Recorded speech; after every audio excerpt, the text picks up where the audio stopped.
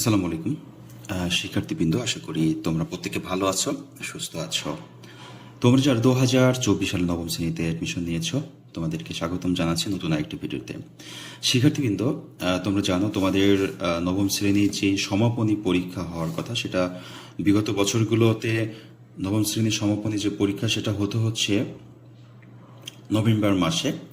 তো এবছর এখনো আমরা কোনো তথ্য পাই নাই যে আসলে বোর্ড পরীক্ষা হবে কি না। অনেকেই বলেছে বোর্ড পরীক্ষা হবে, অনেকেই বলেছে না বার্ষিক মূল্যায়ন হবে। তো যাই হোক, পরীক্ষা পদ্ধতি আবার নতুন যে সরকার গঠন হয়েছে সেখানেও বলা হচ্ছে পরবর্তী সেশনে আবার কারিকুলাম চেঞ্জ হবে। তো এই বছরটা একটু আমরা দ্বিধাদ্বন্দ্বের ভিতর পড়ে গেছি যে কিভাবে কি করব। যাই হোক, সরকারি নির্দেশনায় বোর্ড কর্তৃপক্ষ শিক্ষা মন্ত্রণালয় যেই সিদ্ধান্ত নেবে, যেই পদ্ধতি দিবে, আমাদের কিন্তু সেটা মেনে নিতে হবে এবং সেভাবে পড়াশোনা করতে হবে। শিক্ষার্থীবৃন্দ, যেহেতু পরীক্ষা হওয়ার সম্ভাবনা রয়েছে, বার্ষিক মূল্যায়ন হলেও যেই বিষয়গুলো আমাদের শেখা উচিত সেগুলো নিয়ে আমরা এখনই কাজ করা শুরু করব। তোমরা যারা এই মুহূর্তে আমার চ্যানেলে জয়েন করেছো, অবশ্যই চ্যানেলটিকে সাবস্ক্রাইব করে বেল আইকনটি অন করবে। শিক্ষার্থীবৃন্দ, আজকে আমরা বাংলার একটি পরিচ্ছেদ পড়ব, যেটা ব্যাকরণের অংশ পড়েছে, সেটা হচ্ছে চতুর্থ অধ্যায়। হ্যাঁ, ব্যাকরণ মেনে মেনে লিখতে শিখি। এই চতুর্থ অধ্যায়টা আমরা আজকে একটু প্র্যাকটিস করব। তোমাদের যাদের বই আছে, বইয়ের পেজ নাম্বারে চলে যাবা 78, মানে 78 নাম্বার পেজে চলে যাবা। আর যাদের বই নাই, পিডিএফ ফাইলটা শেয়ার করব, পিডিএফ ফাইল দেখেও তুমি পড়তে পারবা। তো আমরা যদি 78 পেজে চলে যাই, একটু খেয়াল করি যে আমাদের 78 পেজ আমাদের এটা আছে, ব্যাকরণ মেনে লিখতে শিখি, চতুর্থ অধ্যায়। না, তোমরা বই দেখবা। প্রথম পরিচ্ছেদ বলছে শব্দ, বিভিন্ন শ্রেণীর শব্দের প্রয়োগ, নির্দেশনা অনুযায়ী বিভিন্ন ধরনের শব্দের প্রয়োগ করো। যেমন দেখো, লোকটি উদার, তার ড্যাশ আমি মুগ্ধ হলাম। উদার শব্দটিকে দ্বিতীয় বাক্যে বিশেষ্য হিসেবে প্রয়োগ করো। হ্যাঁ, তাহলে বিশেষ্য, তাহলে তোমাকে এখানে জানতে হবে আসলে বিশেষ্য কি। এরপর যদি আমি দেখি, তিনি দরিদ্র কিন্তু ড্যাশ তাকে লোভী করেনি, দরিদ্রতা তাকে লোভী করেনি, মানে দরিদ্র শব্দটিকে দ্বিতীয় বাক্যে বিশেষ্য হিসেবে ব্যবহার করতে হবে।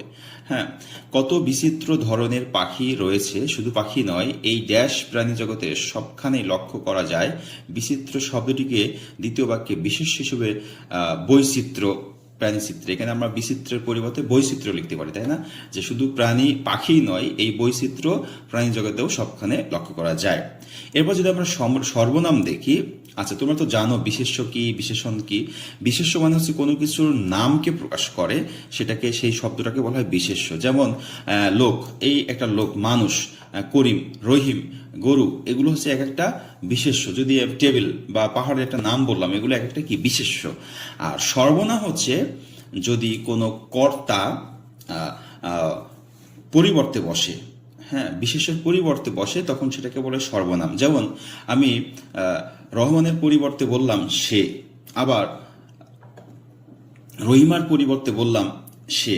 এই যে সে বললাম, তারা বললাম, এগুলোকে বলা হয় সর্বনাম। যেমন দেখো, বিষয়টিকে নিয়ে আলোচনা করছেন, এই বাক্যে কর্তা হিসেবে একটি সর্বনাম যোগ করো। যেমন শিক্ষার্থী ক্লাসে নিজেদের দলে আলোচনা করছিল, শিক্ষক শিক্ষার্থীদের দৃষ্টি আকর্ষণ করলেন।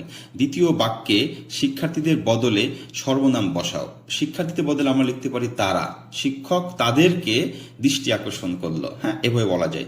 বরকত সাহেব সিলেটে বেড়াতে গেছেন, সিলেটে অনেক চা বাগান আছে। দ্বিতীয় বাক্যে আমাদের বাক্যে স্থান নামের বদলে সর্বনাম বসাও। স্থান নাম বলতে আমরা এখানে চা বাগান বলছি, সেখানে আমরা বলতে পারি যে সিলেটে অনেক চা বাগান আছে। যেহেতু একবার আমরা বলেছি যে বরকত সাহেব সিলেটে বেড়াতে গেছেন, সেখানে অনেক চা বাগান আছে, এই যে সিলেটের পরিবর্তে আমরা সেখানে দিছি। এবার আসো বিশেষণ। মামা বাড়িতে, বিশেষণ মানে হচ্ছে যদি কোনো শব্দ কোনো কর্তার বা কোনো বিশেষ্যের দোষগুণ অবস্থা প্রকাশ করে, দোষগুণ অবস্থা, সংখ্যা ইত্যাদি প্রকাশ করে, সেটাকে বলা হয় বিশেষণ। যেমন মামা বাড়িতে, মামা ঝুড়িতে করে ফল নিয়ে এসেছেন, ঝুড়ি ও ফল শব্দের আগে বিশেষণ যোগ করো। আমরা যদি বলি মামা ঝুড়িতে করে অনেক ফল নিয়ে এসেছেন, তাহলে এই অনেকটা হচ্ছে বিশেষণ। অথবা পাকা ফল নিয়ে এসেছেন, অথবা ভালো ফল নিয়ে এসেছেন। লোকটি সাহায্যের জন্য হাত পাতল, লোকটি শব্দের আগে একাধিক শব্দযুক্ত বিশেষণ যোগ করো। লোকটি, আমরা যদি বলি গরিব লোকটি সাহায্যের হাত পাতলেন, বা অসহায় লোকটি সাহায্যের হাত পাতলেন, এরকম। তার সরলতায় আমি মুগ্ধ হলাম, লোকটি আসলেই ড্যাশ, লোকটি আসলেই সরল। ওকে, আচ্ছা, এবার ক্রিয়া। তিনি শোকে পাথর হয়ে এসেছেন। ক্রিয়ার রূপ সংশোধন করো। যেমন সে চেয়ার ছেড়ে উঠে শিক্ষকের কাছে গেল। অসমাপিকা ক্রিয়ার রূপ সংশোধন করো। আচ্ছা, সে চেয়ার ছেড়ে উঠে, এই যে চেয়ার ছেড়ে উঠে, তার মানে ছেড়ে দেওয়া মানে তো উঠে যাওয়া, তাই না? তাহলে এখানে দুটো শব্দ ব্যবহার করা যাবে না। পাখি আকাশে ওড়ে, এটাও আমাদের আসলে পাখি আকাশেই ওড়ে। হ্যাঁ, আমরা যদি বলি পাখি ওড়ে, তাহলে তো মানে পাখি তো আকাশেই ওড়ে। এক্ষেত্রে আকাশটা আমরা এখানে নাও লিখতে পারি। সেক্ষেত্রে আমাদের সমাপিকা ক্রিয়ার রূপ সংশোধন হয়ে গেল। ক্রিয়া বিশ্লেষণ। ছেলেটি হাঁটছে, বাক্যটির ক্রিয়া বিশ্লেষণ যোগ করো। ছেলেটি হাঁটছে, বৃষ্টি পড়ছে।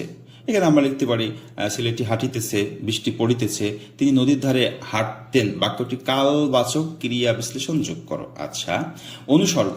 মাথার ড্যাশ নীল আকাশ, মাথার উপরে নীল আকাশ। কার গেলে জানা যাবে, কার গেলে জানা যাবে, এটা কি হতে পারে বলো তো? কার গেলে জানা যাবে। আচ্ছা, কার ড্যাশ গেলে জানা যাবে। মন ড্যাশ লেখাপড়া করবে।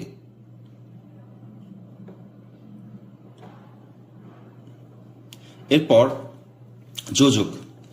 আচ্ছা, এই যে জিনিসগুলো আমরা এখন দেখছি, আমাদের কিন্তু আগে কিন্তু এই জিনিসগুলো বোঝা উচিত যে বিশেষ্য কি, সর্বনাম কি, বিশেষণ কি, তারপরে ক্রিয়া কি, ক্রিয়া বিশেষণ কি, অনুসর্গ কি, যোজক কি, আবেগ কি, এগুলো কিন্তু আগে আমাদের বুঝতে হবে।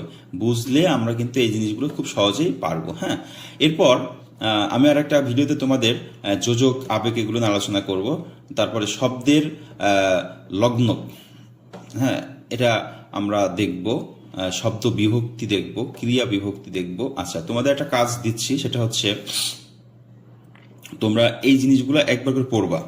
পড়লে আমি পরের একটা ভিডিও বানাবো, সেখানে এই ছোট ছোট টপিকগুলো তোমাদেরকে দেখিয়ে দিব যে আসলে জিনিসগুলো কি, তখন তুমি কিন্তু এগুলা পড়তে পারবা। এছাড়া এই যে উত্তরগুলো আমি নিয়ে আলোচনা করব। হ্যাঁ, শব্দ বিভক্তি এই জিনিসগুলো একবার পড়বা, ক্রিয়া বিভক্তি একবার পড়বা, নির্দেশক কি, নির্দেশকটা একেবারে সহজ, বচন কি, বালক এখানে কি আছে, কি বুঝাইতেছে, এগুলো একবার জাস্ট পড়বা। শব্দের লগ্ন খুঁজি। এবার এই এই যে জিনিসগুলো আমরা পড়লাম, এখান থেকে ব্যাকরণের কিছু অংশ, শব্দ, ক্রিয়া বিশেষণ, তারপর হচ্ছে বচন, নির্দেশক, যে বিষয়গুলো পড়েছি, এই বিষয়ের উপরে আমাদের একটি রচনা বা একটা সাহিত্য আছে। যেমন সাহিত্য জগৎ কাজী আব্দুল ওদুদ, এখানে একটা গল্প কিন্তু লেখা আছে। এই গল্পের ভিতরে আমরা আগের যেই বাক্যগুলো পড়েছি সেগুলো কিন্তু কিছুটা হলেও আমরা এই শব্দ বিভক্তিগুলো এখান থেকে খুঁজে বের করতে পারবো। ওকে শিক্ষার্থী বিন্দু, তোমাদের আজকের কাজ হচ্ছে এই 4 অধ্যায়ের যে টপিকগুলো আছে, আর এখানে যে সাহিত্য জগৎ কাজী আব্দুল ওদুদ, এই গল্পটা একবার সুন্দর করে মনোযোগ সহকারে পড়বা, এবং শব্দের অর্থ যেটা আমরা দেখতেছি, স্বয়ংপূর্ণ মানে স্বয়ং সম্পূর্ণ, তারপরে সোৎসাহে মানে উৎসাহের সঙ্গে, সতই মানে স্বাভাবিকভাবে, স্থৈর্য মানে স্থিরতা, উৎসুক মানে আগ্রহ। এরপর দেখো এখানে আছে বচন, তুমি উদাহরণ দিবা, নির্দেশকের উদাহরণ দিবা, বালক, শব্দ বিভক্তি, ক্রিয়া বিভক্তি, কোথা থেকে এই এই যে গল্পটা পড়বা, এই গল্প থেকে তোমাদের শব্দগুলো ওখানে লিখতে হবে। ওকে, তো এই হচ্ছে আজকে তোমাদের পড়া। আজকে এতটুকু দেখবা। 4র্থ অধ্যায়টা আবারও বলছি, বাংলার 4র্থ অধ্যায়টা সম্পূর্ণ শেষ করবা। হ্যাঁ, যে ব্যাকরণ মেনে লিখতে শিখি। সবাই ভালো থাকবে, সুস্থ থাকবে।